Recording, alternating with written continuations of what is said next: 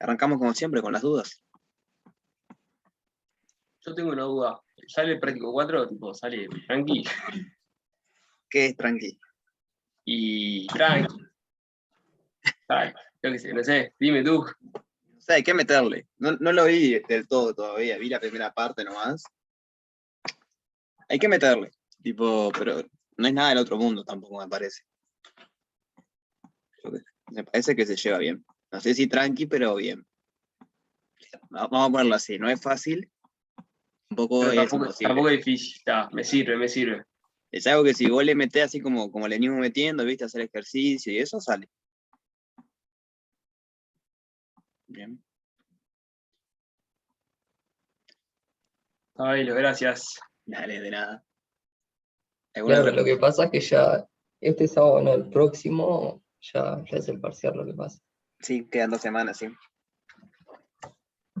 Y bueno, hay que meterle como han dicho. Y sí, ahora es el momento que hay que empezar a hacer los ejercicios que no hacíamos, que quedan para atrás, hay que pasar estas cosas. Al Tal mismo cual. tiempo que seguimos avanzando, pero bueno, es lo que hay. Bien. Del práctico 3, ¿alguna duda?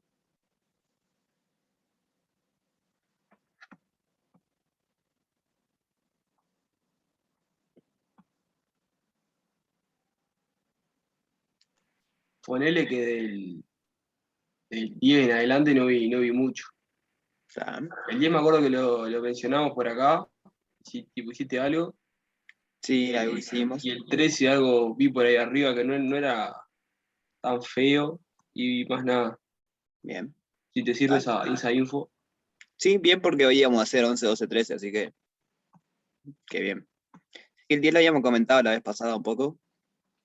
Está hecho en teórico, de hecho, ver que cuando la matriz sale queda de esta forma, que es el caso en que tiene valores propios complejos, entonces la exponencial le quedaba esto. Creo que lo probamos y todo, si mal recuerdo.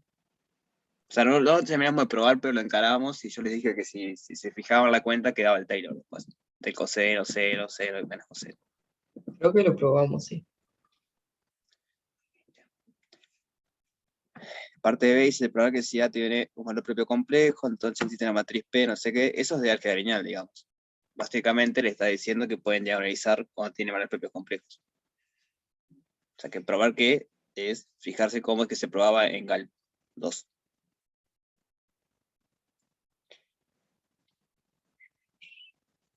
Y la parte C es como medio lo que hacíamos, ¿no se acuerdan que cómo era el tema? Nosotros teníamos una ecuación, x punto igual a por x, donde A es, vamos, para fijar ideas, es una matriz 2 por 2. Y decíamos que la solución, si quieren con condición inicial x de 0, la solución era x de t igual x0 por e a la at, donde esta era la exponencial de la matriz. ¿Se acuerdan que vimos eso la vez pasada? Sí. Entonces, lo que tenemos que saber es cómo exponenciar matrices. Y tal, la gracia es que cualquier matriz A, si no es diagonalizable, por lo menos tiene forma de Jordan. Entonces, sabiendo esta forma de Jordan, ya está. Después, transformar la matriz A en eso y sale. Y el truco estaba en escribir A como P por B por P a la menos 1. En ese orden. ¿Saben que fue la discusión de la otra vez? Sí. Y lo que vimos también, esto sí lo vimos, es que la exponencial acá simplemente nos quedaba P por E a la BT por P a la menos 1. Entonces, eso nos permite saber cualquier solución de cualquier matriz A, sabiendo cómo exponenciar cuando tenemos complejos, cuando es de Jordan y cuando es diagonal. Porque, digamos, esta matriz es una de esas tres cosas, esta matriz B. O es diagonal,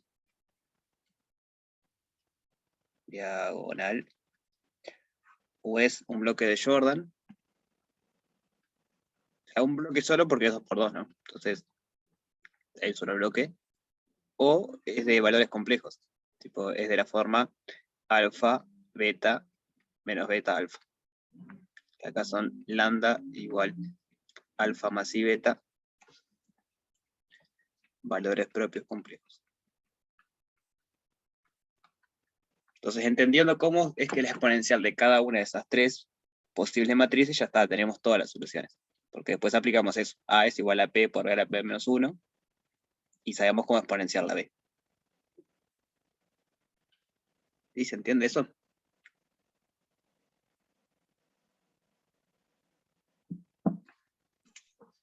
Sí, se entiende.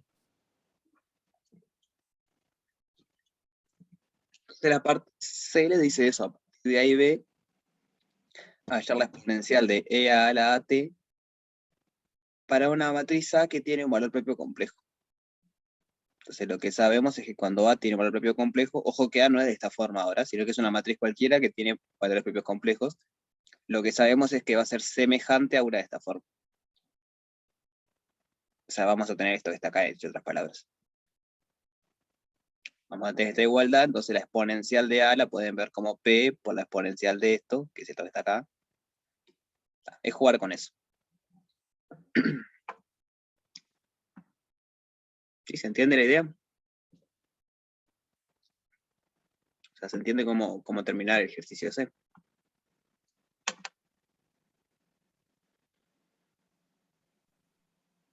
Creo que se entiende, sí. No se lee más.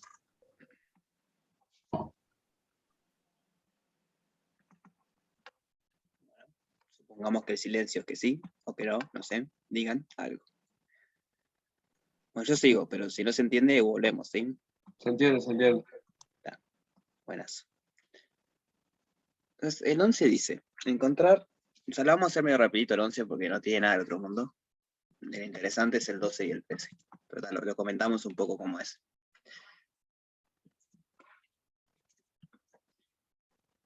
Encontrar la solución general a ese sistema, donde la matriz A es una matriz diagonal n por n. Y pregunta, ¿qué condiciones debe cumplir la matriz A para que todas las soluciones, cualquier condición inicial que vos tomes, el límite cuando te tiene infinito es 0? O sea, 0 como vector, ¿no? Entonces el vector 0, 0, 0. Entonces tiene dos partes. Una, ver cómo va a ser la solución en general. Y dos, qué condiciones tiene que cumplir la matriz A para que el 0, en el lenguaje que introdujimos la vez pasada, el 0 sea un pozo. Un pozo, sí. O un atractor, ahí va, atractadera, que le llamaban en el trabajo, en la ficha, no en el trabajo. Entonces empecemos por lo primero. ¿Cómo va a ser la solución del sistema ese?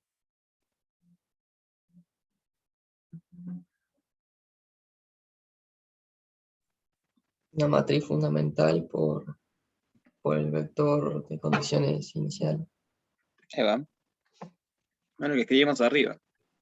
Siempre vale que la solución va a ser inquiete el vector condiciones iniciales por E a la AT.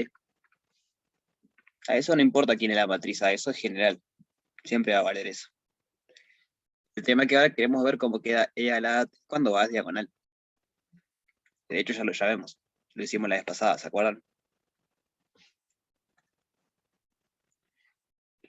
Esto de acá es general.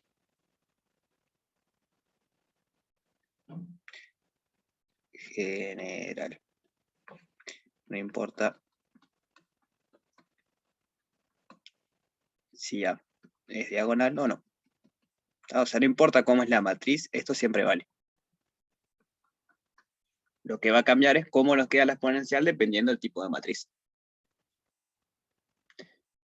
¿Cómo nos quedaba la exponencial cuando la matriz era diagonal?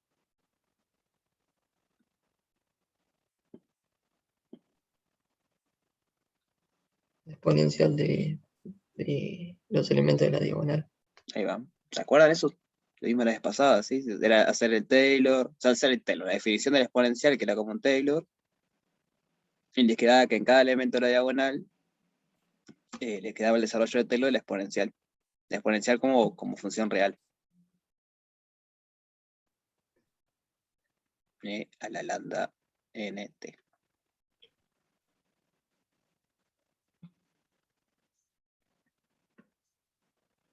¿Sí? ¿Se acuerda de eso? O sea, ya veo que José Pedro sí, pero el resto, ¿se acuerda de esto cómo fue que se probaba?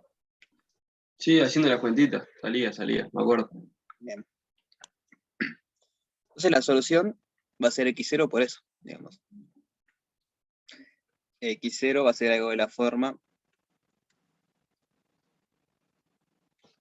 vamos a ponerlo así, va a ser algo de la forma.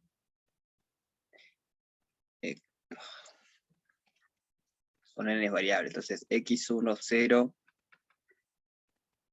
xn0. Es horrible la anotación, pero bueno. Tenemos n entradas y el 0 porque es la condición inicial.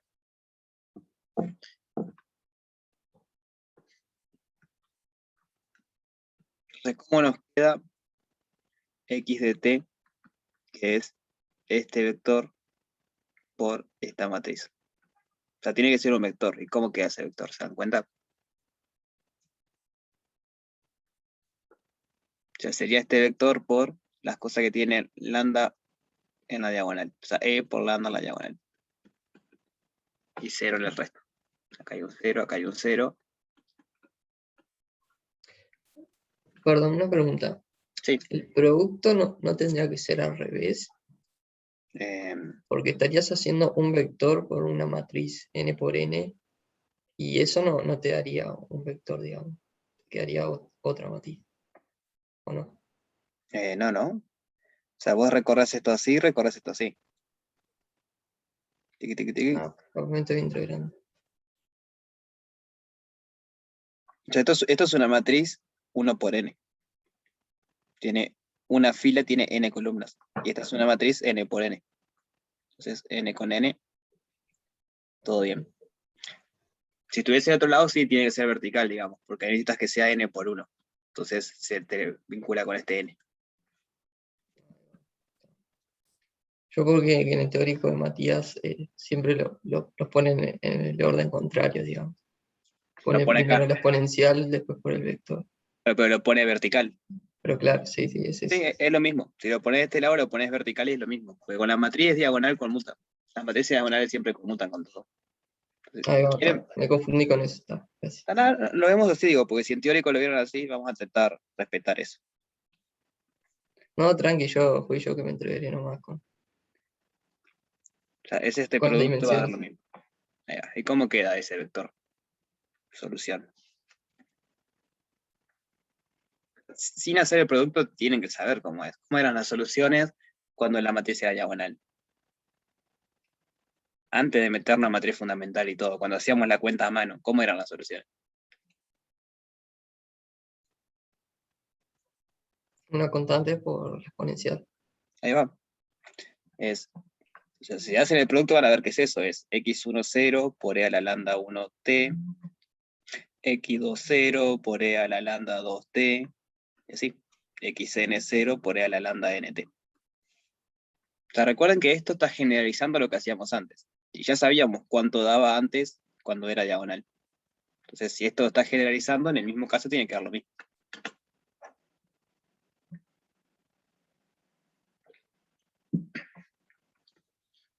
¿Sí? ¿Se entiende eso?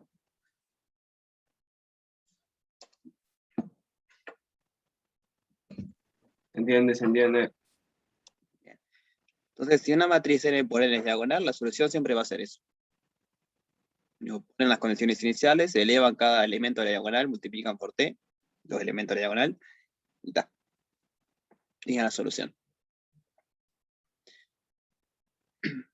Después les pregunta, ¿qué condiciones tiene que cumplir la matriz A, o las entradas de la matriz A, mejor dicho, para que todas las soluciones cumplan que el límite de esto, el límite, o sea, queremos ver, la pregunta sería así, ¿qué condición o condiciones? ¿Qué condiciones tienen que cumplir A para que el límite, cuando t tiende a más infinito de x de t, o sea, esto que acabamos de hallar, sea el vector nulo, o sea, 0, 0, 0.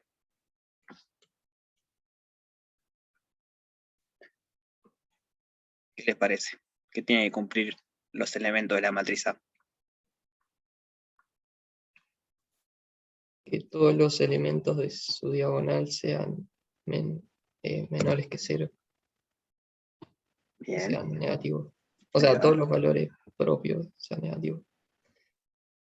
Bien. ¿El resto está de acuerdo con eso?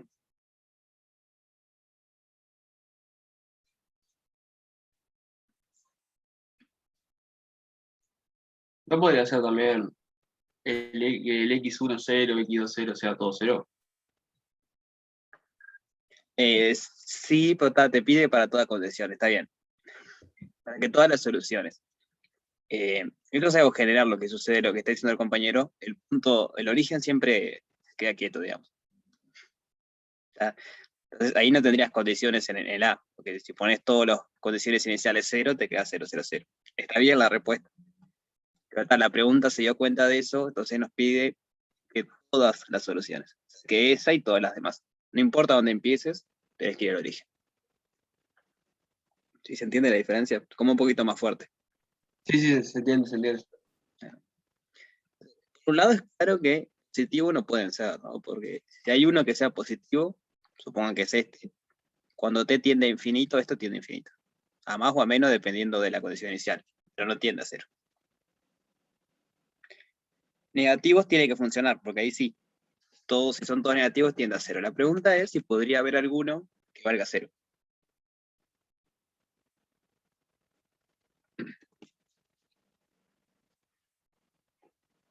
Yo voy a escribir un poquito eso de los positivos, por mientras piensen, si es que podría haber algún valor de la matriz que valga cero. Alguno o más, digo, no sé. Me parece que no, porque te quedaría, o sea, una entrada te quedaría constante y puede que no sea 0. Ahí va, esa es la idea. Entonces el límite cuando t tiende a más infinito de xj por e a la lambda jt tiende a más menos infinito si xj es distinto de 0. Eso nos muestra que positivo no puede haber ni uno positivo. Porque está, si hay uno positivo, esa coordenada no tiende a 0. Y con 0 pasa lo mismo. Si hay algún lambda j que valga 0, entonces e a la lambda j por t es 1. Porque el lambda j vale 0. Es 1 para todo t. Entonces nos queda el límite cuando t tiende a más infinito de xj, y esto es xj. Entonces, para no todo, o sea, no cualquier xj que tomemos cumple que va al origen, solo si el xj vale 0. Cualquier otro que tomamos se queda quietito. Es cuando nos quedaban en 2x2, nos quedaban las rectas, verticales o horizontales. Era cuando uno de los valores propios valía 0. Entonces, bueno, no pueden ser positivos, no pueden ser 0, tienen que ser negativos. Entonces, si lambda j es menor que 0, a la lambda j por t tiende a 0 cuando t tiende a más infinito, xj. Entonces la condición para que el origen sea un atractor es que todos los elementos de la matriz, que son solo los elementos de la diagonal, sean negativos. Pueden ser distintos, pueden ser iguales, no importa, pero tienen que ser negativos. ¿Sí? ¿Queda claro eso?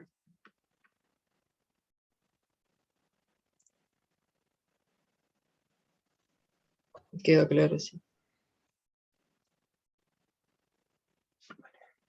El ejercicio 11 era eso, ¿no? Era conversar un poquito de eso y no tenía mucho más. Bien, vamos con el 12.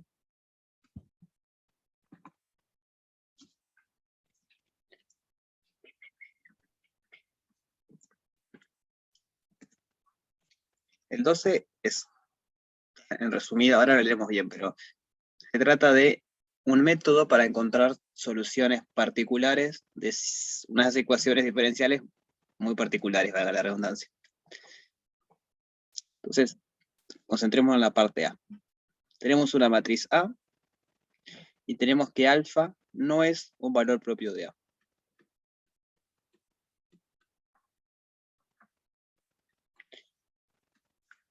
Entonces nos pide probar que existe un único x de t. Voy a poner p porque es particular. O sea, no, la letra A lo dice, pero se da por entendido porque dice solución y no tiene constantes. Entonces, homogénea no puede ser porque las homogéneas tienen constantes, es una solución particular. Si existe una única particular, la forma E a la alfa T por U. Solución particular de x' igual a por x más E a la alfa T por B.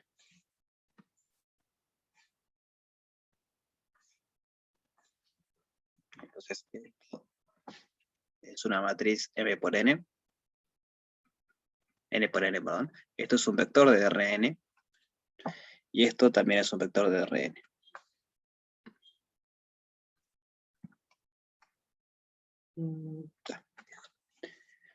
¿Se entiende lo que dice la letra?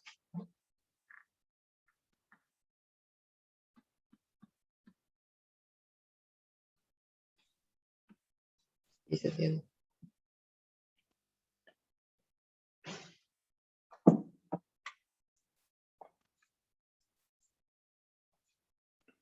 Eso sí, bajo ciertas condiciones, que el alfa no sea valor propio de A, nos permite hallar soluciones particulares de estas ecuaciones de este tipo. Entonces, son muy particulares las ecuaciones, ¿no? Porque la parte lineal, esa siempre va a ser igual, pero la parte no homogénea es un vector por E a la alfa T. Entonces es bastante reducido, digamos. Si ya en la parte no homogénea tienen polinomios, cosenos, senos, fueron. O sea, esto solo sirve para cuando la parte no homogénea es E a la alfa T por algún vector. Pero bueno, vale la pena saber cómo se hace. Si entendimos la letra, ahora lo que nos pide es, bueno, probar eso, que existe un único, y calcular el vector US, que aparece ahí, en función de la matriz A, el vector B y el alfa. Ya queremos escribir este vector en función de alfa, A y B. De hecho, así es como vamos a probar que es único. Bien. ¿Dudas sobre la letra?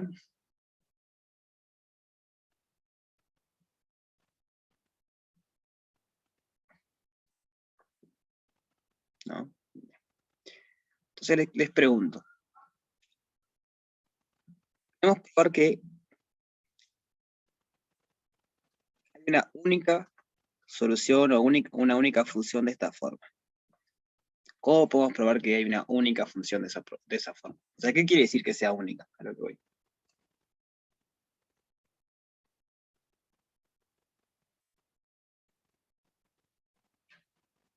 Que no hay más. Digo, sí, en lenguaje español sí, está bien. Mi pregunta fue un poco abierta, está bien. Pero, ¿qué quiere decir que esta solución sea única? O sea, con esta forma particular sea única.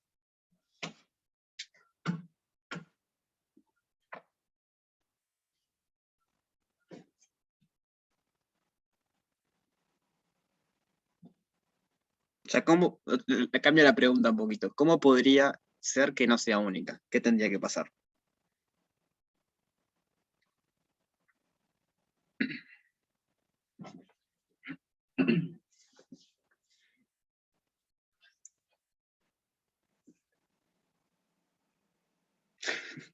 Sí, que haya otra, pero está bien. A ver Que si. exista un prima. Ahí va eso. Eso es lo que quiero ver, ¿no? Digo, esto está fijo, digamos. Porque el alfa viene dado por letra. Entonces, probar la unicidad es probar que existe un único U que hace que esto sea solución. O sea que en el fondo, cuando les pide probar que existe una única función de este tipo, le está diciendo que prueben que existe un único U. Porque digo, esto ya no se mueve, esto está quietito. El alfa está quieto, entonces eso está quieto. Lo que hay que ver es que hay un único U que podemos meter acá que hace que esto sea solución. Y por ahí es donde se encara la demostración, digamos. Hay que probar que el U es único. ¿Sí se entiende? Voy a escribir igual a eso, pero esa es la primera observación. Entonces, esto es único, única. Sí, y solo sí. El vector U en Rn es único.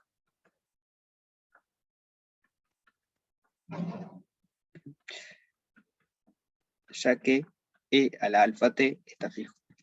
O sea, ese factor no cambia. Está fijo, pues alfa me lo da la letra o está en la ecuación, digamos. El alfa aparece acá. Entonces, dada una ecuación, el alfa ya está dado, no lo podemos cambiar. Viene dado por la ecuación diferencial. ¿Se entiende eso?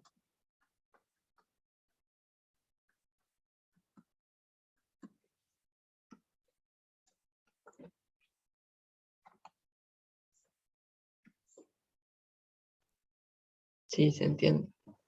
Lo único que me genera un poco de duda es el alfa, porque no sé si el alfa es dado o si viene la ecuación. Porque lo Claro, único que dice que no es valor propio, en realidad. claro, No, pero no la dice ecuación es que esta. viene con la ecuación. Claro, pero la ecuación es esta que está acá. Y el alfa te aparece acá. Sí, sí. Es ese alfa. Este alfa es el mismo alfa que este. Sí, sí, ya lo vi, me lo había comido. Ahí va. Lo voy a marcar igual, pues está bien. Este alfa viene por la ecuación, flechita acá. Acá está el alfa. Entonces, como la ecuación es única, el alfa es único. Porque nosotros queremos saber esa ecuación. Hay una sola ecuación. Entonces, ese alfa es ese que aparece ahí. Eso no se mueve. Entonces, la única manera de que haya más soluciones es que haya distintos U que cumplan. Que haya varios U que yo multiplico por el alfa t sean soluciones. Entonces, yo quiero ver que eso no pasa. Que hay un único U que yo puedo poner acá, de manera que eso sea solución. ¿Sí? ¿Van siguiendo la idea?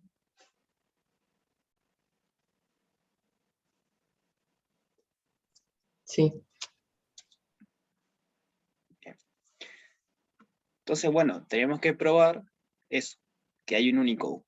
La manera de hacer eso va a ser usando lo que tenemos, ya que alfa no es valor propio y que tiene que ser solución.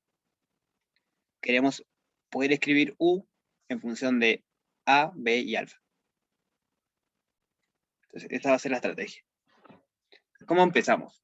¿Cómo empezarían ustedes? Queremos ver que si esto es solución, entonces el U es único. Yo arrancaría diciendo, para que sea solución tiene que verificar la ecuación. Exacto, eso. Entonces, esto es solución. Por definición de solución, si solo si, P puntito es igual a A por XP más E a la alfa T por B. Esa es la ecuación diferencial. ¿Sí? ¿Están de acuerdo en eso? O sea, es la definición de solución, digamos. Una función es solución si solo si cuando la meto en la ecuación diferencial cumple la igualdad.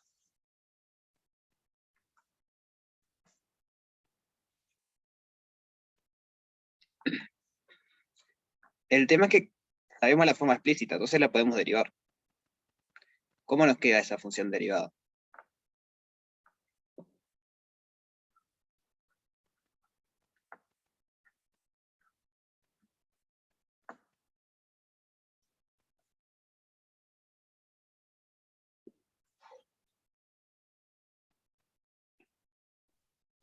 Te queda alfa por E al alfa t por U más la derivada de U por E al alfa t. Ahí va. Esto es una función vectorial, ¿no? Esto va, si lo piensa como función, es algo que va de R o de un abierto de R a Rn. Porque esto es un vector de Rn. Entonces la derivada es la derivada de cada coordenado. Entonces, eso nos va a quedar alfa por E a la alfa t por U más E a la alfa t por U'. Pero U' es un vector que es constante.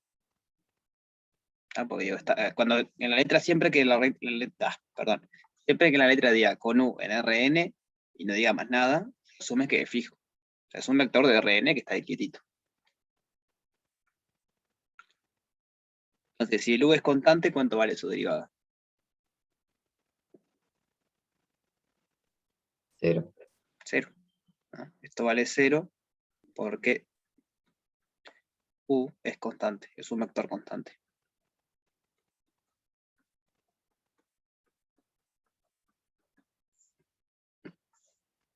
¿Sí se entiende eso? Sí.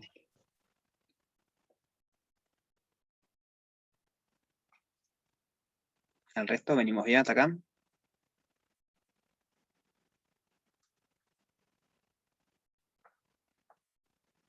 Sí, buenísimo. Entonces voy a reescribir lo que tenemos ahí arriba. Alfa por E a la alfa T por U es igual a por E a la alfa T por U más E a la alfa T por B. Ya que hasta ahora decimos que una expresión de la forma E a la alfa T por U es solución, si solo sí, si solo sí, si solo sí, pasa esto. Perdón, me ¿Eh? salta a la vista ahí. eh, o sea, dada esa última ecuación, igualando tendrías que, alfa tendría que ser igual a la matriz o no. Eso no podría ser. No, pero alfa es un real, ¿no? Claro, total. O sea, hay que operar un poquito con esto todavía. Esto es un vector, porque es un escalar, por una matriz, por un vector. Esto es un vector porque es un vector por un escalar, y esto es un vector porque es un vector por un escalar. O sea que todos son vectores ahí. Claro, sí, sí. Apuremos. Por ahí bien. Recuerden cuál es el objetivo, lo que queremos probar. Queremos probar que el U es único. La estrategia para eso va a ser escribir el U en función de A, alfa y B. Entonces queremos empezar a manipular esta expresión para poder despejar el U en función del A, alfa y B. Entonces con eso en mente, quiero que me vayan diciendo cuáles son los pasos que podríamos hacer. Cómo podríamos despejar U en función de A, alfa y B.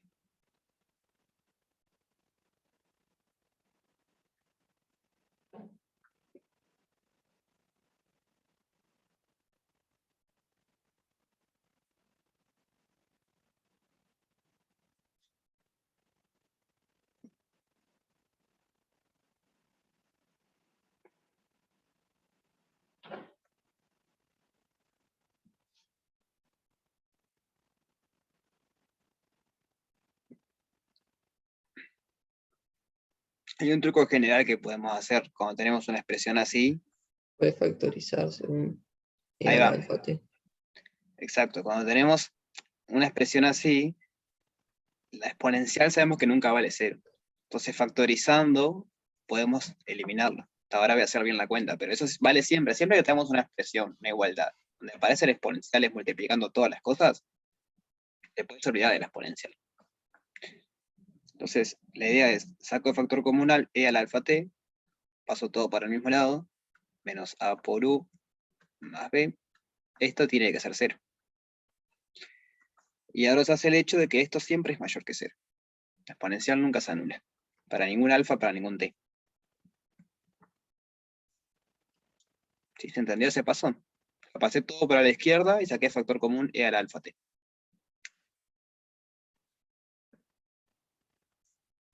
Menos B no sería.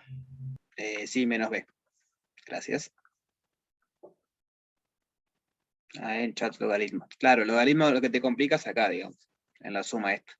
Que no puedes separar el logaritmo de la suma como algo lindo. Si tuviera solo eso, sí, ahí aplicar logaritmo si querés, sí. Bueno, tampoco, o sea, te ayuda un poco, pero no mucho. Porque te queda el logaritmo de estas cosas ahí, queda medio mezclado. Pero este truquito es general, digamos. Siempre que aparece una exponencial multiplicando todos los términos, las expresiones, agrupás de un lado, sacás factor común, tenés un producto de dos cosas que tiene que valer cero, pero sabés que la exponencial nunca vale cero. Entonces necesariamente esto tiene que valer cero. Eso es lo que le decía yo al principio, que es lo mismo que tachar acá. En el fondo es hacer eso. Entonces sí, solo sí, alfa u menos a por u menos b vale cero. La explicación de esto es eso. La exponencial siempre es positiva. Bien. ¿Venimos bien hasta acá? Sí.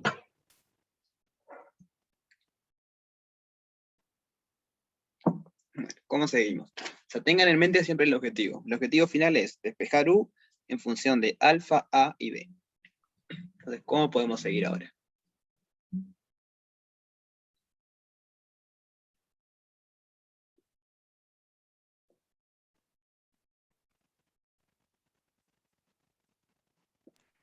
Y despejas U de ahí y le igualas a B sobre A menos alfa, creo que es.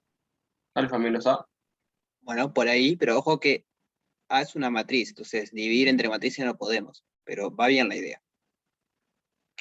Por un lado tenemos esto, alfa U menos A por U es igual a B. Y ahora, el truco, no sé si es truco, porque en realidad no es ni un truco, pero alfa U es lo mismo que alfa por la identidad por U. Ahí ya van a ver por qué me sirve pensarlo así. Vamos a ponerlo más acá. Entonces de acá tenemos alfa por la identidad menos la matriz A por U es igual a B. O sea, necesito hacer ese truquito de poner la identidad porque si no esto es un escalar y esto es una matriz y no lo puedo restar. Pero dándome cuenta de eso, de que alfa por U es lo mismo que alfa por la identidad por U, ahora esto sí es una matriz. Entonces matriz menos matriz, está todo bien. Claro, lo que queríamos ahora de alguna manera es dividir en algún sentido entre esto. Pero todas son matrices y no podemos dividir entre matrices. ¿Qué es lo que hacemos cuando tenemos una matriz por un vector igual a un vector y queremos despejar un vector? Multiplicamos por la inversa. Ahí va. Y ahí está el tema, ¿cómo sabemos que existe la inversa?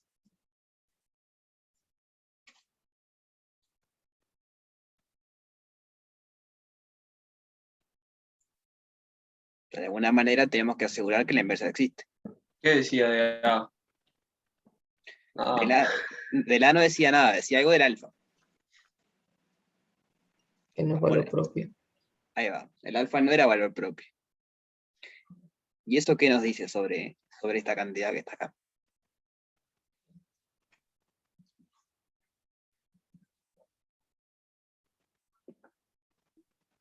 Que nunca es cero. Sí, un poquito más. Aunque para invertir no necesitamos que no sea cero, necesitamos otra condición. ¿Cuál es una condición necesaria y suficiente para que sea invertible en la matriz? el determinante distinto de ser. O igual, no me acuerdo. Eso, eso. Entonces, por hipótesis,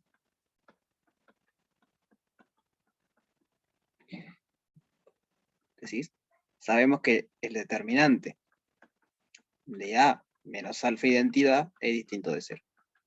Que no es esta, ojo, casi, ¿no? Es al revés. Esto es porque alfa no es valor propio. Por definición, los valores propios son lo que hacen que esto valga cero. Entonces, como alfa no es un valor propio, el determinante no vale cero. ¿Se entiende eso? O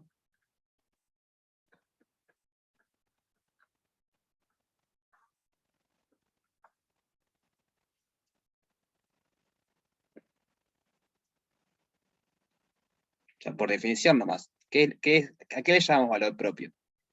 Le llamamos valor propio a los números reales o complejos que hacen que este determinante valga cero. O sea, este determinante es el primer característico en el fondo. En las raíces de polinomio, o sea, los alfa que hacen que eso valga cero, son los valores propios.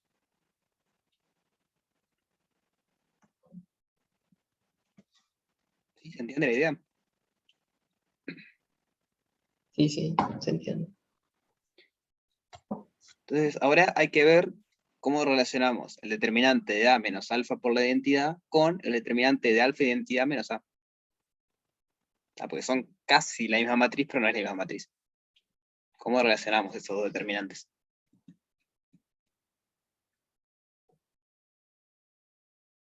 O si quieren, ¿cómo relacionamos esas dos matrices? Pero primero pensemos eso.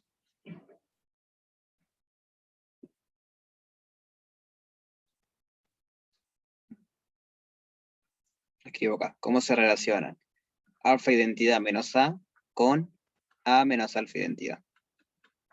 Yo quiero poner acá un igual y tengo que poner algo. Acá tengo que poner algo para que sea igualdad cierta. ¿Qué tengo que poner ahí? Un menos 1. Ahí va, un menos, multiplicando, ¿no? Hago distributiva, me queda menos A más alfa identidad, que es esto mismo. ¿Y eso se entiende?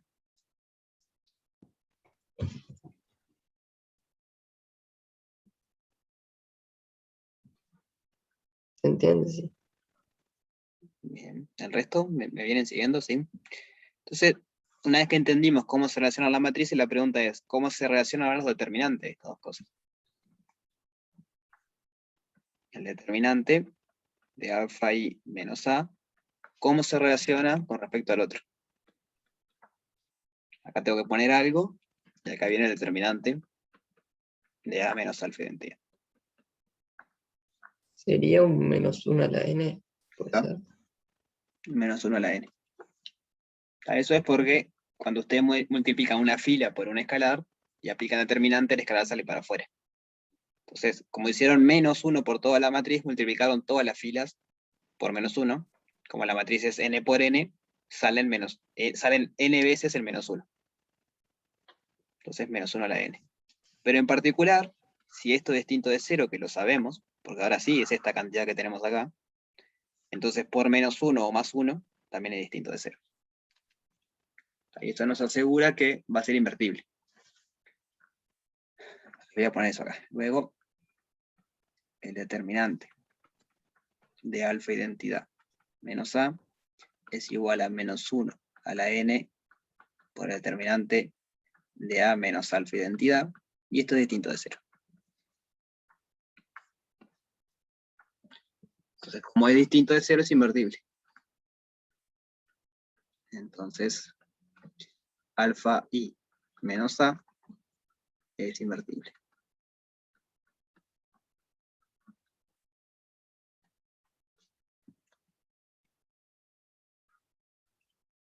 Entonces, como es invertible, tenemos derecho a multiplicar por la inversa.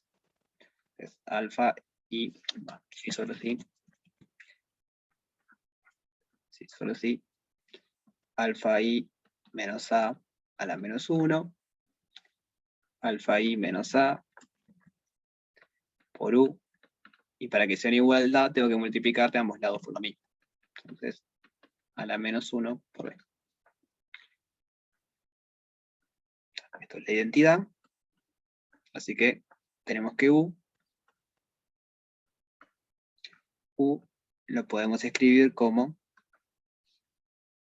alfa identidad menos A, esta matriz, a la menos 1 por el vector B. O sea que logramos el objetivo. Pudimos despejar el vector U en función de A, alfa y B.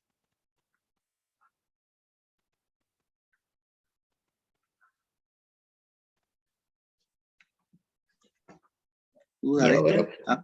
Dale. ahora podrías decir como la inversa de alfa identidad A menos A es única, entonces U va a ser único. Eso es lo que hay que decir, sí. O sea, esto es único porque viene por letra, esto y esto viene por letra, o sea, la ecuación ya me lo trae, o sea que esto viene por letra, y la inversa es única. Si existe, es única. No siempre sabemos si existe, pero si existe, es única. Entonces, esto está fijo y esto está fijo. Producto de dos cosas fijas está fijo. Es lo que por lo general se dice que el U queda determinado por tal cosa. Dada la ecuación nos trae el B, el A y el alfa. Entonces, dada la ecuación diferencial de este tipo, el U se escribe así. Entonces es el único, digamos. Fueron todos sí, solo sí, ¿no? De que empezamos acá arriba. Esto es solución, sí, solo sí, fuimos bajando. Sí, solo sí, el U se escribe así. O sea, para que sea solución se tiene que escribir así. Y hay un único vector que se puede escribir así. Así que la unicidad sale del hecho de que U queda completamente determinado. Qué fea letra. Bueno, normal. Completamente determinado por alfa A y B, que son fijos, porque vienen dados por la ecuación.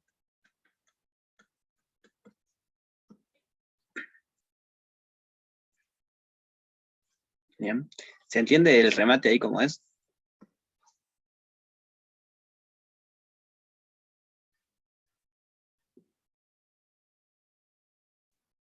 ¿Se entiende? Sí. Ya parece algo raro, pero lo usamos siempre ese tipo de argumento. Pasa que casi nunca se dice.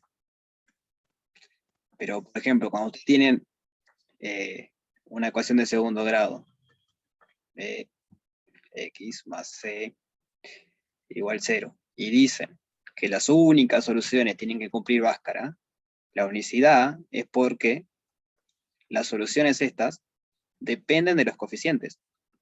Entonces, dado este polinomio, hay dos soluciones nada más. O sea, la positiva y la negativa, pero todos estos coeficientes están fijos por la ecuación. Entonces el x es único. Acá lo mismo, digamos, la solución que encontramos, el u, depende de los coeficientes, si quieren llamarle, de la ecuación diferencial. Entonces, como están fijos, la solución tiene que ser fija. No puede haber más.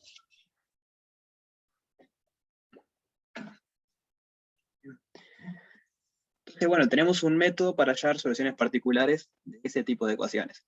Entonces, la parte B del ejercicio es poner esto en práctica, digamos. ¿Cómo haríamos para resolver este sistema usando eso? Entonces, antes de pasar a eso, ¿tienen dudas de la parte A?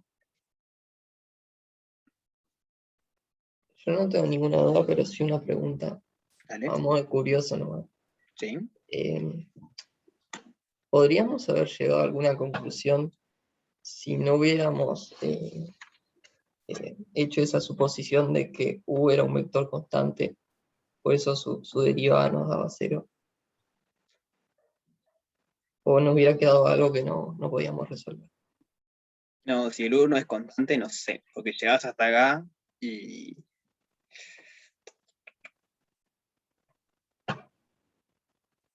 Y no, porque te metes en un embrollo, ¿no? Porque, o sea, yo entiendo tu idea, creo que entiendo tu idea. Te queda como una ecuación diferencial en U.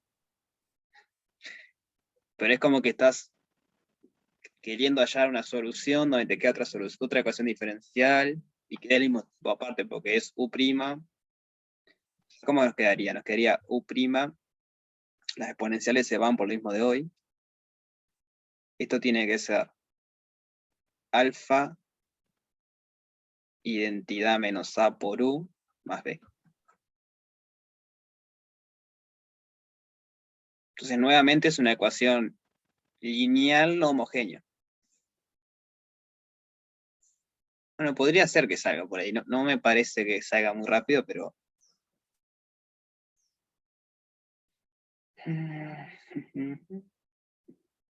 No sé.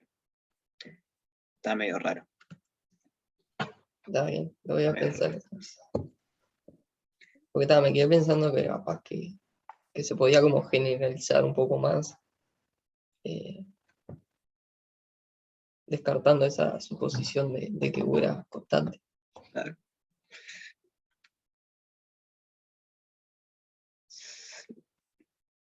Ya no juego más, gracias.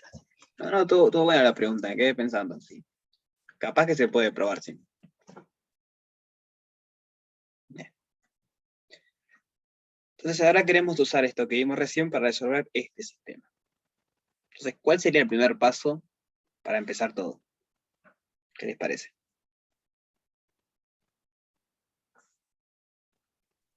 Identificar A, B y alfa. Exacto.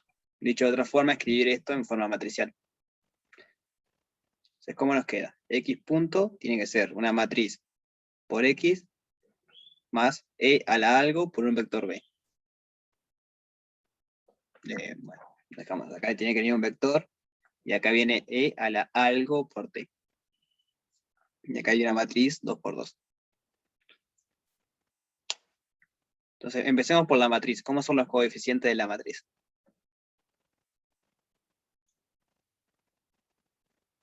Dos en la diagonal y unos en la antidiagonal. Ahí va. Y lo que va acá en la exponencial, ¿qué tiene que ser? 1 menos 1. No. Lo que va en la exponencial, ¿no? Acá arriba. Ah, perdón. 2. Ahí va. Y el vector B, sí, ¿cuánto tiene que ser ahora sí? Perdón, pensé que me hablaba a la matriz. 1 y menos 1. Ahí va. El vector B tiene que ser 1 menos 1. Voy a marcarlo así. Y remarco esto.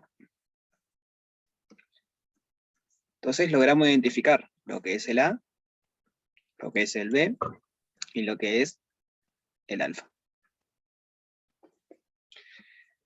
Entonces lo que hicimos arriba fue ver que hay que chequearlo, ¿no? Si, en este caso, si 2 no es valor propio de A, entonces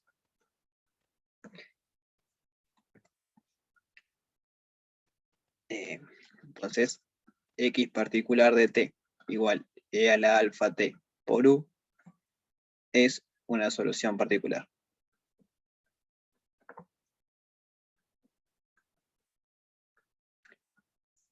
Donde el U fue el que llamamos hoy. Donde el U es alfa identidad menos A a la menos 1 por B. Entonces, conocemos el A, conocemos el alfa, conocemos el B, podemos hallar el U.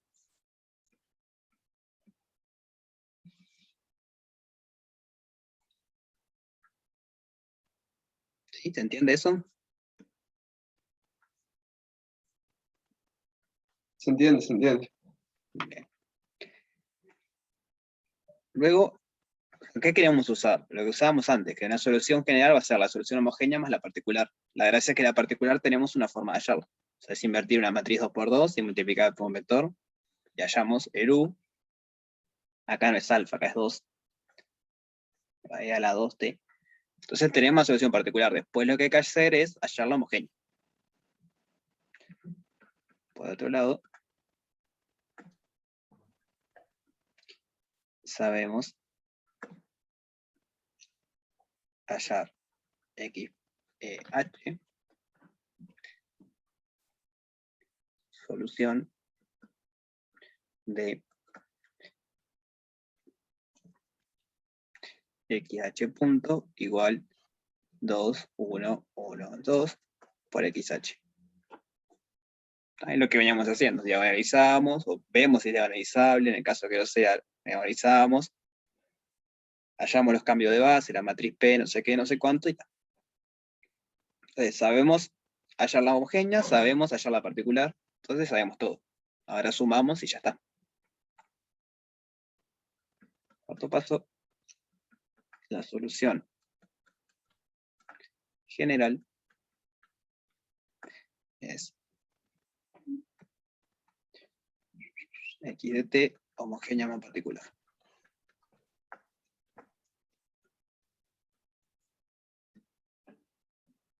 ¿Sí se entiende la idea? ¿Cómo encararlo? Sí, se entiende.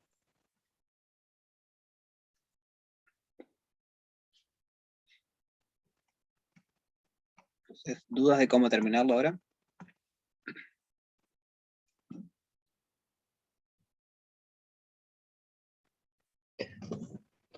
El ejercicio análogo al del trabajo.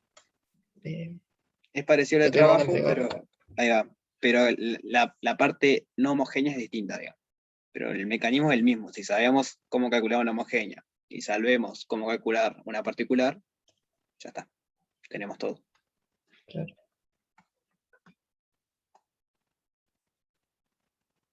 Se entiende, ahora lo que quedan es hacer las cuentas, básicamente. Claro, ahora hay que hallar las soluciones. La homogénea es hacer eso, lo que decíamos, valores propios, vectores propios, no sé qué. Y la particular es eso, está ahí. Es escribir ese vector U, como es específico, o sea, U es igual a esto y multiplicar por E a la 2T. Y tenemos la particular. Y acá tampoco es alfa, acá es 2.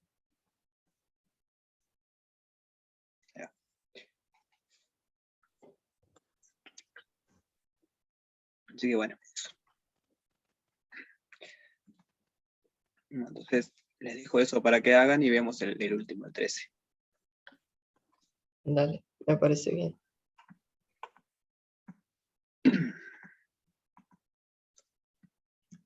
El 13 parece medio sacado de los pelos, pero no. Tiene muchos chirimbólicos ahí, pero es bastante entendible, me parece. Entonces tenemos un sistema de ecuaciones lineales como venimos trabajando, donde A es una matriz n por n. Entonces, lambda van a ser los valores propios.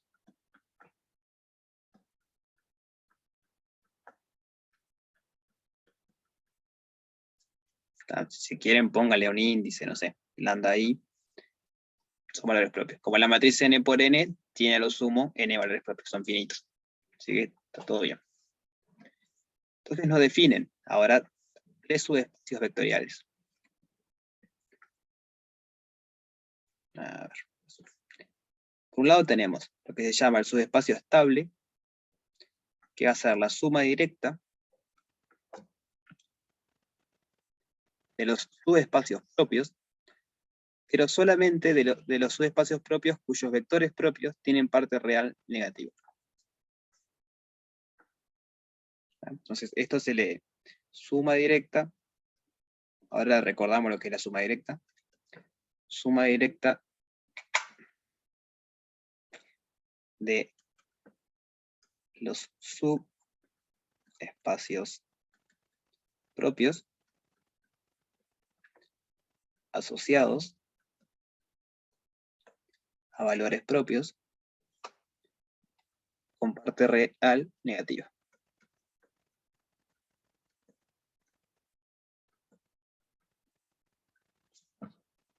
Bien. Entonces, ¿recuerdan lo que son los subespacios propios?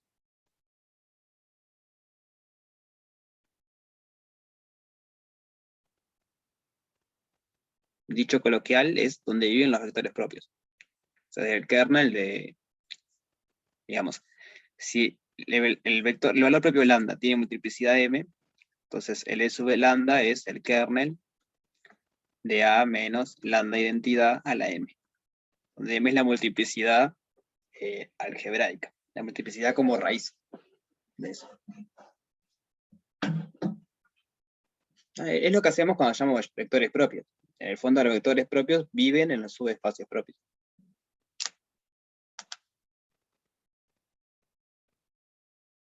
¿Sí? ¿Se acuerdan de eso? Sí.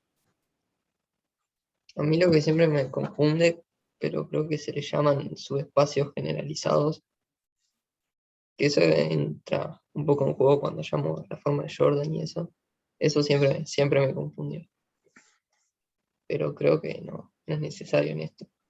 ¿O sí? No. O sea, en realidad es esto que está acá. El generalizado es cuando tenés un m, acá arriba. Un m mayor a 1. El subespacio a secas es cuando el valor propio es tiene multiplicidad algebraica 1, o sea, cuando no es raíz doble ni triple ni nada, es raíz. Que ahí no tenés Jordan. Ahí, digamos, sos complejo real, pero sos raíz común. Ahora, cuando la multiplicidad algebraica empieza a subir, es cuando puede aparecer Jordan. Pero es lo mismo, es la misma historia, digamos. Se define así. Como el kernel, esto es una transformación lineal, entonces el kernel de esta transformación lineal me da el subespacio propio asociado. Claro.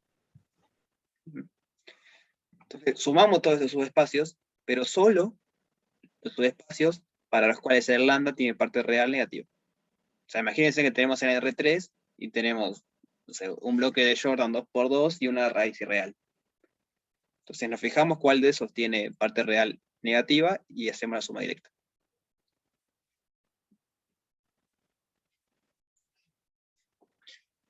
La suma directa, ¿se acuerdan qué es la suma directa? O sea, cómo interpretarla, por lo menos geométricamente.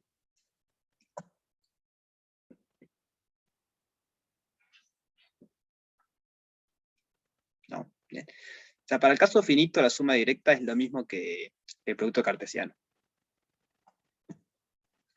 ¿Está? O sea, la suma de sus espacios, si se acuerdan lo que es. Digo, si tienen B más F, B más W capaz, subespacios, la suma de subespacios, o sea, estos son subespacios vectoriales, porque son el kernel de una transformación lineal. Entonces son las cosas de la forma B más W, tal que el B chiquita está en B y el W chiquita está en W. Así, por ejemplo, podemos decir que R2 es la suma de el eje X más el eje Y.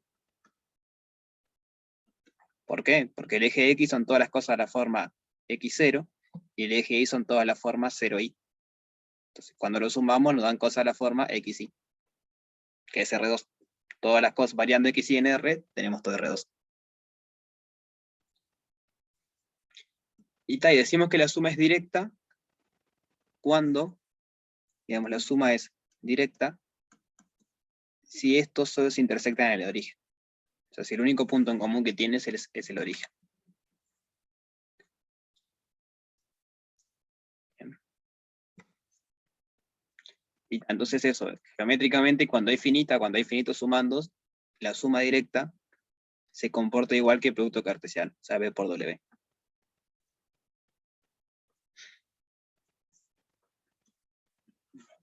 Esto solo, bueno, acá son dos sumandos, pero solo para finitos sumandos.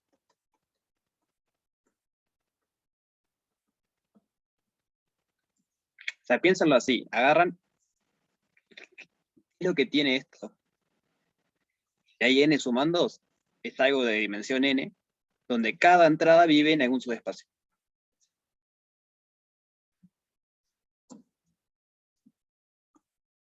¿Sí? ¿Se entiende eso? O sea, piensen en el ejemplo de R2 si quieren. Tienen como dos subespacios propios que son los ejes.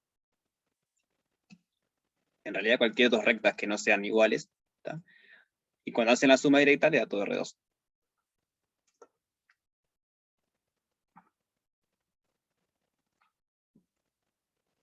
Ejemplos si quieren, lo veo muy callado.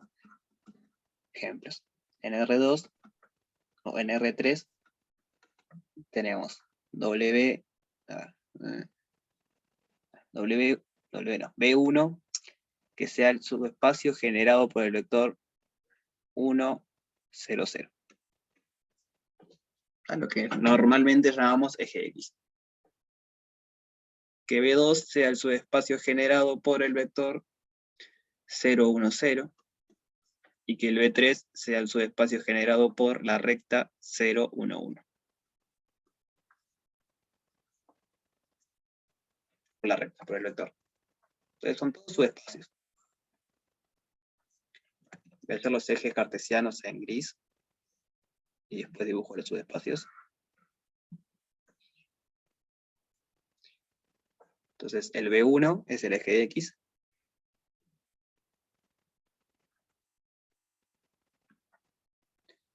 El B2 es el eje Y.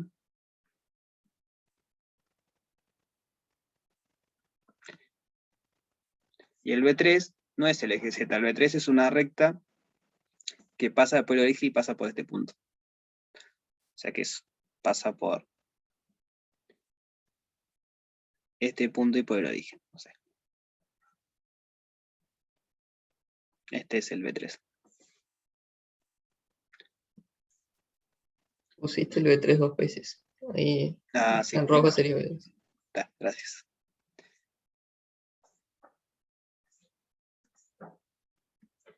Entonces, ¿qué me da el producto cartesiano de B1 con B2? ¿A qué es isomorfo?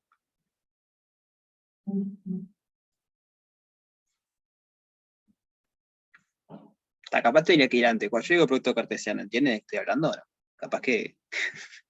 Si dijiste de, B1 con B2, Claro, sería todo el plano XY. ahí va. Esto por definición que son las duplas de cosas. XY, tal que X está en B1, Y está en B2, y las operaciones que definimos en este nuevo espacio vectorial es la operación punto a punto. O sea, sumar coordenada a coordenada y multiplicar escalares coordenada a coordenada. Y eso justamente es el plano XY. Acá me faltó... O sea, eso es abstractamente. En nuestro caso en particular, nos quedan las cosas de la forma unos A, B, 0, tal que AB está en R. En R, sí.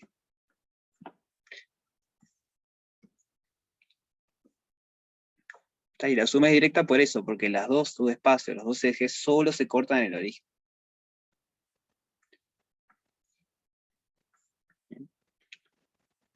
Z es eso. Digo, la suma directa es eso. Siempre va a ser directa en el fondo. Cuando Cuando hayan subespacios propios, siempre le queda suma directa. No sé si ustedes se acuerdan de Gal 2, que si tienen subespacios asociados a valores propios distintos, entonces los subespacios son LD. O sea, LD en el sentido de que no viven en el mismo lugar. Los vectores que los definen son LD. Eso es lo que está en la base de todo. ¿Por qué cuando ustedes arman la matriz P es invertible? O sea, la matriz P, que es la matriz de vectores propios. Porque cuando ustedes agarran vectores de subespacios distintos, ya saben que son LI, son LI. Entonces, como son LI, saben que la matriz es invertible. Entonces, la suma, les estoy explicando lo que es la suma directa, pero en el fondo siempre es directa. O sea, piénsenlo como la suma normal, es agarrar un elemento de este, un elemento de este, un elemento de este y sumarlo. Coordenada a coordenada, digamos. Entonces, eso es el estable. El estable es sumar esas cosas con las partes, o sea, los valores propios con parte real negativa. Después tenemos el central, que es la misma historia, pero ahora sumo los que tienen parte real 0. Y después tenemos el inestable, que es la misma historia, pero sumando los que tienen parte real positiva. Entonces es como que agrupamos todo lo que tiene parte real 0, todo lo que tiene parte real positiva y todo lo que tiene parte real negativa. Entonces eso es lo que dice el ejercicio. Entonces parte A es demostrar que estos subespacios son invariantes por A. O sea, invariantes en el sentido de Gall. A es o sea, multiplicar por A es una transformación lineal, y que un subespacio sea invariante por una transformación lineal es cuando ustedes multiplican un vector de acá por A, sigue estando ahí adentro. O sea, eso seguro lo vieron en Gal 2. O sea, que los subespacios propios son invariantes por multiplicar por la matriz A. Y se hace una cuentita. Parte B les pide ver que si phi es una solución, que empieza, que la condición inicial empieza en un subespacio propio, entonces phi de t siempre está en el subespacio propio. En el mismo subespacio propio. Y eso es lo que hacemos cuando dibujamos diagrama de fase y bajamos dimensiones. Cuando decimos, bueno, dibujamos en los ejes y vemos qué pasa. ¿Se acuerdan de ese cuentito de que si empezamos en un eje, siempre quedamos en un eje? En el fondo es esto. Si tu condición inicial está en un subespacio propio, entonces la solución vive siempre en su espacio propio. No se puede escapar de ahí. Ahí tiene que ver con esto, digamos.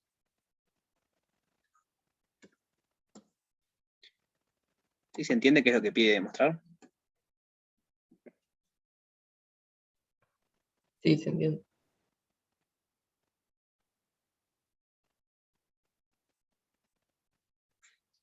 Yo no lo quiero hacer porque me quiero concentrar en la parte C, más de calcular estas cositas, para entender bien cómo funciona. Pero creo que quede claro cómo se hace, así ustedes por eso hacen. Entonces, ¿se entiende cómo encararlo a estos ejercicios al A y el B?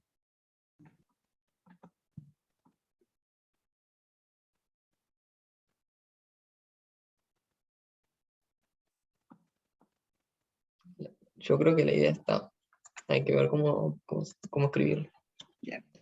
Entonces, trabajemos un par de ejemplos para ver esto, cómo calcular el estable, el inestable y el central. Sí, agarremos este, por ejemplo. Agarremos uno más divertido. Bueno, agarramos este para empezar y después vamos con otro. Más divertido porque tiene 3 dimensiones y va a haber más cosas. Es diagonal. Entonces conocemos los valores propios. Bien. Tenemos que lambda 1 vale menos 1. ¿Y cuál es el subespacio propio asociado?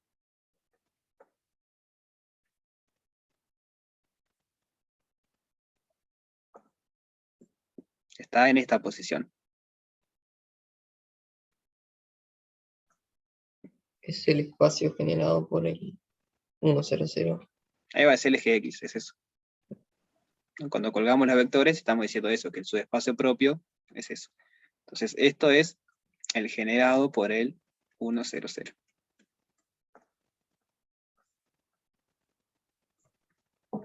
Después, lambda 2 es menos 2, por lo tanto, o sea, el subespacio asociado a esto ¿quién va a ser?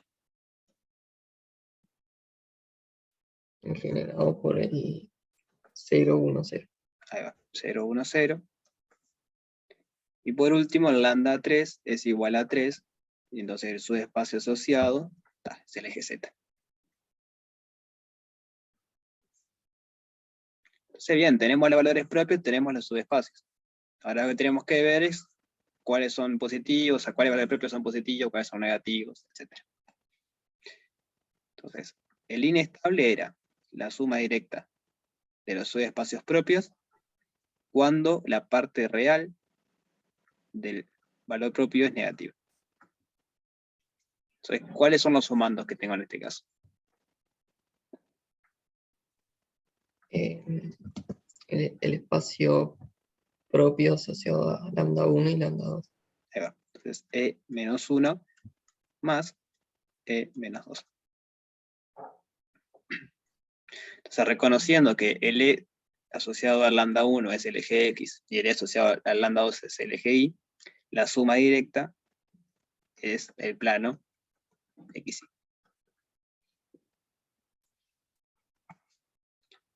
Después tenemos el central, que de vuelta es la suma directa de los subespacios propios, cuyos valores propios tienen parte real 0. ¿Cuántos sumandos tenemos acá?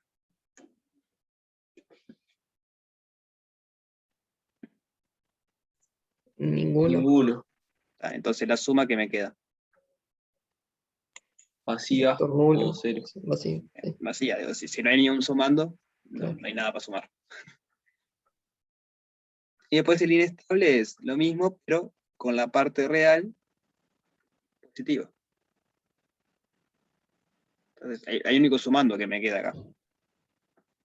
Entonces es el E sub 3, que lo podemos identificar con el eje Z. O sea, vamos a hacer un dibujo para ver por qué tiene estos nombres, si tiene por qué central, no sé qué. Tenemos. Una pregunta. Sí. Cuando la suma era directa, vos podrías agarrar dos bases de cada, o sea, una base de cada espacio, y entonces una base de la suma era la suma de las bases. La unión de las bases. Sí, Ahí va, perdón, la unión, eso. sí, sí. O sea, acá en este caso, por ejemplo, para encontrar una base de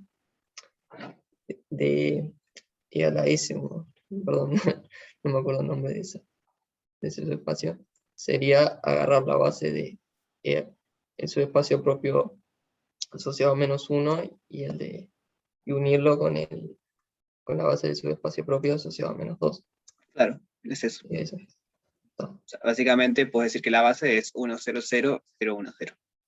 Ahí va. No. Sí. Gracias. De nada. Esa es otra forma de ver que te queda el plano que sí. Si la base es eso, Claro, estaba se pensando genera, justo en eso. es el plano que sí. Entonces tenemos que el eje Z es el subespacio inestable. Y nosotros ya habíamos visto, antes de pensar con esto con subespacio y todo, ¿cómo queda en Z la coordenada? Queda Z de t igual Z0 por E a la 3t. Entonces, si hacíamos el diagrama de fase, son cosas que se alejan del origen. De ahí el nombre inestable. Entonces empiezan ahí y no es algo estable, se van para afuera. Por otro lado, el X y el Y tienen valores propios negativos. Entonces el diagrama de fase acá abajo son cosas que caen al origen, digamos. Entonces todo el plano XY es algo que si vos empezás en algún lado, caes al origen. Y de ahí el nombre estable. En este caso, como eran, el X era -1 y el otro -2. Entonces no son rectas, son más bien cosas como tiene que quedar al revés. Sí. Son cosas así.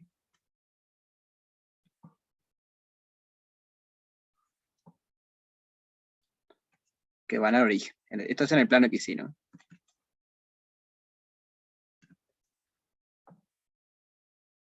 Entonces justamente esa agrupación que hacemos suma directa es, bueno, lo que te está diciendo es, si vos arrancás en el espacio inestable, digamos el X0, Y0, Z0 pertenece al espacio inestable, lo que sabes es que a futuro va a caer el origen.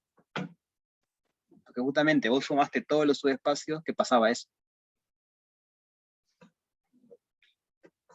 Entonces esto va a seguir cierta trayectoria, pero a futuro va a morir el origen. Y al revés, si agarras un punto que está acá, si agarras un punto X0, Y0, Z0, que está en el espacio inestable, esto a futuro se va. No cae el origen. Bien. Y bueno, y el resto de puntos hace otras cosas, pero no son invariantes. Ese es el truco, digamos. Estos subespacios son invariantes por lo que ponen en la parte A y B. Invariante en el sentido, ¿no? Si vos empezás acá, seguís siempre acá adentro. No te salís de ese plano. Si vos empezás acá, no. Si te empezás afuera, haces cualquier cosa. Salís del plano, salís de todos lados.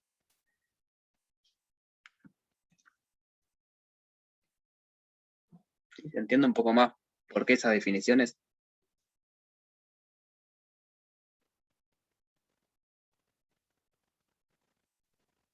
Sí, se entiende.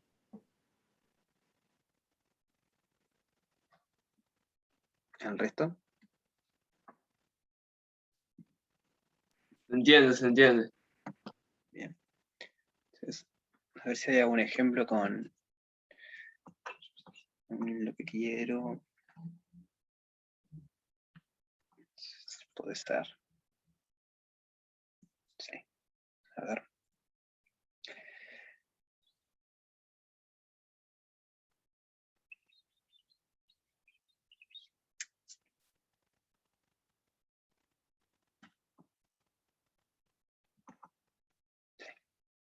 Este es el ejemplo que quiero.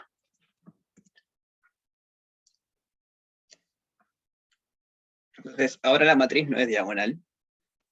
Tenemos que calcular los valores propios, primero, para poder saber cómo son los subespacios. Esto es algo general. Cuando uno de los elementos ya está en la diagonal, alcanza con diagonalizar esto, digamos. O ver si es diagonal esa parte. Porque la otra ya es diagonal. Entonces no nos complica la vida.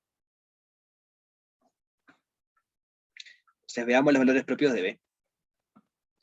Valores propios de B. ¿Cómo nos queda el problema característico ahí? De B nada más.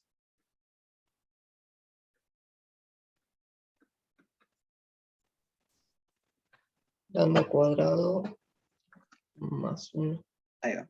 P de B lambda es lambda al cuadrado más 1. Entonces sus raíces, ¿cómo son? Complejas, más o menos sí. Ahí va. O sea que lo que sabemos es que la matriz A es semejante a una matriz E, donde E es de la forma 0, 0, menos 1, 0, 0, 0, 0, 1, menos 1. Bueno, es casi lo mismo que está ahí, ¿no? O sea, esto de acá es, lo que cuando tenemos complejo es alfa, beta, menos beta, alfa. Donde alfa es la parte real y beta el imaginario. Eso no nos interesa tanto, porque ahora ya sabemos los valores propios. Un valor propio es menos 1, los otros dos son más menos i. Entonces, tenemos el E inestable, es la suma directa de los subespacios propios cuando la parte real del valor propio es positiva. ¿Qué nos queda eso en este caso?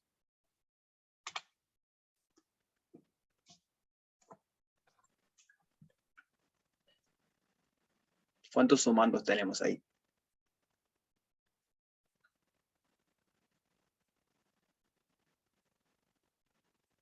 Ninguno.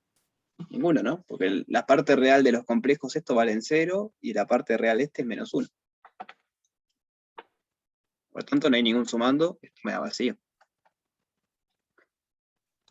El subespacio inestable se define como la suma directa de los subespacios propios cuando la parte real es negativa. Entonces, ¿cuántos sumandos tenemos ahí?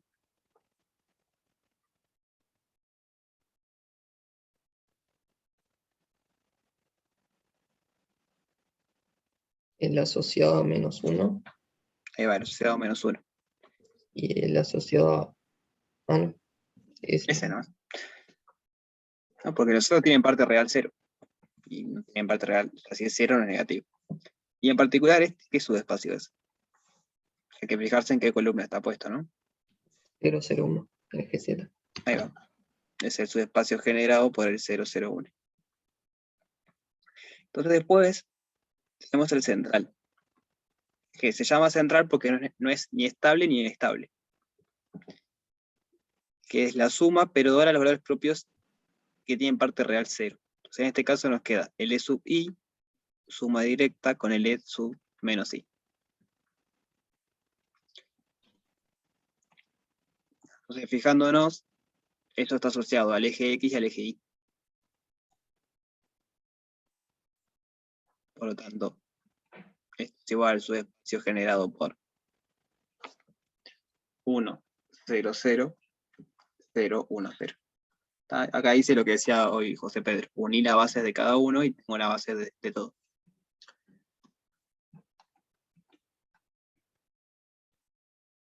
¿Sí? ¿Se entiende la idea?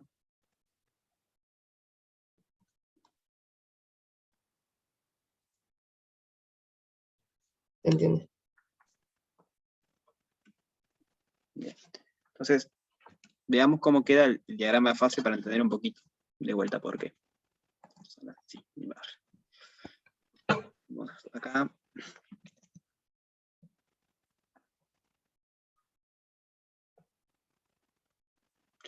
Sabemos que el subespacio inestable es vacío, porque el inestable es cuando sumamos valores propios positivos, con parte real positivo. El estable es el eje Z, o sea que esto está acá, es el subespacio estable. Y sabemos que en el eje XY tenemos el subespacio central.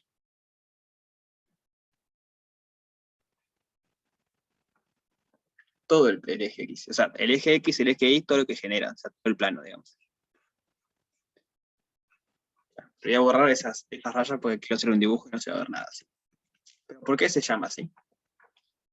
¿Cómo son las órbitas cuando la parte real vale 0? ¿Qué dibujo forman las órbitas? O sea, el diagrama de fase, ¿cómo queda?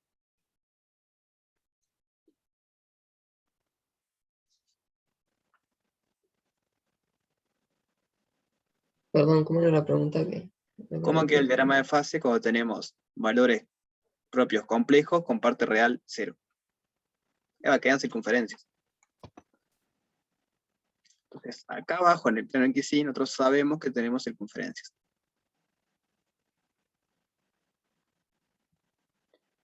Entonces, de ahí la palabra central. Digamos, ustedes agarran un punto y lo empiezan a rastrear, su órbita, y no se aleja ni se acerca al origen. Digamos, en el estable, en el futuro todo tiende al origen, en el inestable, a futuro todo se va del origen, y en el central no, en el central quedan ahí a la vuelta, no se alejan ni se acercan. Por eso justamente que sumamos en los que tienen parte real 0. Porque ellos sabemos que son los que pasa eso, que no se acercan ni se alejan. Voy a hacer mejor el dibujo.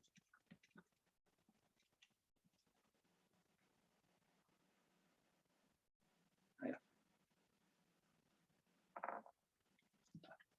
No sé para qué lado gira, habría que fijarse, pero no importa. La cosa es que quedan cosas ahí. Por otro lado, si arrancamos en el estable, el z de t es z0 por e a la menos t. El valor propio asociado a z era -1. Entonces las cosas van al origen. Entonces de vuelta tiene esa coherencia de que el estable es lo que todo tiene al origen, el inestable es lo que se va. Acá no tenemos un subespacio donde las cosas se vayan. Y el central es donde las cosas quedan dando vuelta. No se van ni se alejan. Perdón, no se vean ni se acercan. Quedan ahí.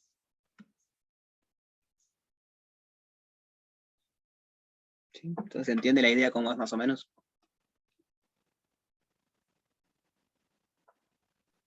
Sí, se entiende. Lo que no me doy cuenta es que siempre me cuesta visualizar las cosas en el espacio. ahí te está restringiendo a los ejes, digamos. Pero ¿cómo sería el diagrama visto en todo el espacio? Tipo, me cuesta Bien, lo vemos. visualizarlo. Sí, está bien. Esto que dibujé acá simplemente es restringirme a los subespacios. Claro, sería como un resorte que se acerca cada vez más al origen, creo, pero me cuesta como visualizarlo. Sí, o sea, es como una espiral. Sí, es eso. O sea, vos podés pensar que acá tenés un cilindro. Bueno, tenés. Bueno, se movió la tableta y perdí el eje. Ahí va. Tranqui, se entiende. Tenés un cilindro. Y las órbitas lo que hacen, vos arrancás por acá. Y tenés que ir dando vueltas. Sin achicar el radio ni agrandarlo. Pero aparte de la coordenada Z tienen que ir bajando. Voy a suponer que empezamos por acá. Entonces algo que va para abajo. Pasa por atrás. Sigue bajando. Pasa por atrás. Sigue bajando. Como que tiende al plano X, sí, nunca llega, en realidad porque esto nunca vale 0. Pero está cada vez más cerquita. Como cada punto que agarras un punto por acá, tiene cierta distancia al eje Z, entonces empieza a girar con ese radio constante, pero aparte la coordenada Z disminuye. Ahí va. Entonces ya sería algo así. Sería como que va para ahí, va por atrás, baja, va por atrás, y ahí. Se quedan todos como resortes, sí. Y si no te jode, me podrías dar también del ejemplo anterior, del ejercicio anterior, más o menos para visualizarlo, porque ese sí no lo veo como queda. El tema es así, si vos agarras un punto acá, con coordenadas, ¿para qué lo hago de vuelta abajo más prolijo? Porque hay muchas rayas ahí. Hago el mismo dibujo, pero abajo. Dale. Voy a dibujar más clarito los ejes. X y Z. Sabemos que el eje Z todo va para adentro. No, para afuera era acá. Todo va para afuera. Y en el plano XY, las cosas van para adentro. Donde el X va más lento que el Y, entonces las cosas tienen que ir paralelas al eje Y, o sea que son algo así. Todo para adentro. Bueno.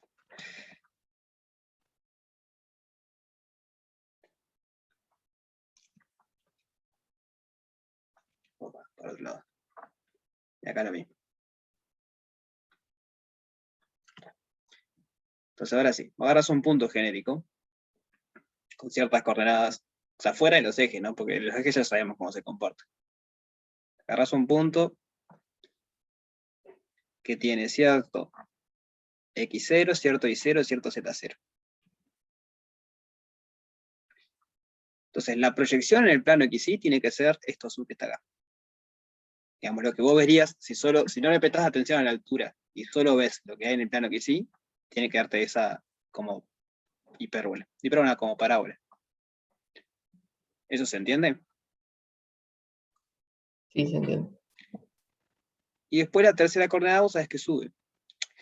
Entonces tiene que ser algo que tiende al eje Z, digamos, porque se va a acercar, pero en la coordenada Z además es cada vez más grande. Entonces imagínate que en vez de empezar ahí de arriba, empezaba por acá abajo, para poder hacer mejor el dibujo nomás. Entonces acá estaba el Z0. Entonces tiene que subir, pero la proyección me tiene que dar eso de ahí. Entonces no sé, va a tener que ser. O sea, no es una recta, no sé cómo dibujarlo. Es algo que sube exponencial, queda asíntota al eje Z. Y la proyección me da esto que está acá. O sea, no es fácil dibujarlo ni visualizarlo. La R3 Claro. se complica mucho los dibujos y eso, pero. Y el otro pedazo de la rama como que seguiría yendo Claro. para el eje Y, digamos. No, para el eje Y no. Ah, para atrás decís vos. Sí, para atrás, sí. Bueno, eso habría que verlo. A ver. O se pega contra el plano, capaz. Se pega contra el plano, sí, pero no sabes no tiene por qué ir hacia uno de los lados, porque fíjate que estas cosas de acá no van a ningún eje, a priori. Mm. Pero sí se pega en el plano, eso sí es cierto. O sea, porque cuando vos vas a menos infinito, o sea, z de t igual z0 por e a la 3t, creo que era, no me acuerdo. Pero cuando t va a menos infinito, el z tiende a 0. Entonces, para atrás se tenés que pegar al plano que sí, pero no sé si va para ahí o en realidad viene para acá. Claro, ahí va. Sería así. Pero me quedó más claro, gracias. Hay un momento que si querés que estas como que se pegan. Son asíntotos también para atrás. O sea, nunca se tocan, pero como que quedan ahí. Estaba genial. Gracias. De Me nada. cuesta siempre visualizarlo en el espacio, es terrible. Ah, es algo general, mirá que a todo el mundo nos pasa. En R3 es horrible visualizar las cosas. A mí me han quedado distintos los. En el XY, en el plano XY me ha quedado distinto el dibujo. ¿Sí? ¿Cómo te quedó? Me quedaron tipo. ¿Cómo explicarte? Parábolas. Así. Para este lado, digamos. Claro. A ver, puede ser que yo me equivoqué. Yo lo que usé fue que el asociado acá era -2 y el asociado acá es -1. Sí, Entonces, en la coordenada Y se mueve más rápido. sí. Entonces tiene que quedar paralelo al eje Y. Ah, bien. A ver. O sea, ese es el jueguito que decíamos siempre, ¿no? Lo puedes hacer analíticamente despejando. Vamos a verlo. X de t es x0 por e a la menos t. Y de t es y0 por e a la menos 2t. Entonces acá t es menos el logaritmo de x sobre x0. El logaritmo está.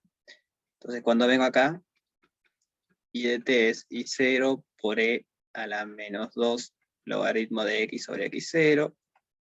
Es lo mismo que y0 por x sobre x0 a la menos 2. Más 2, ¿no? Porque es menos, más 2.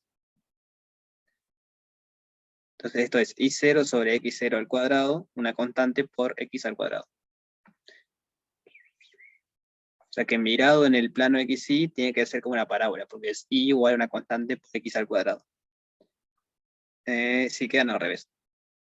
Tenés razón. Efectivamente queda al revés, pues las parábolas quedan verticales a la recta Y. Claro, por eso. Sí, tiene que ser así, sí. O sea, quedó al revés ahí el dibujo. Está, buenísimo. O sea, según lo que dijimos hoy, sería que según el eje Y se acerca más rápido a cero. Entonces la parábola va a quedar más pegada al eje X. Claro, es eso, sí, sí. Yo lo pensé al revés, pero es eso, sí.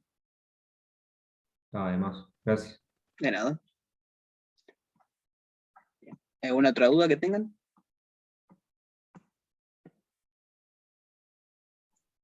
Por el momento no.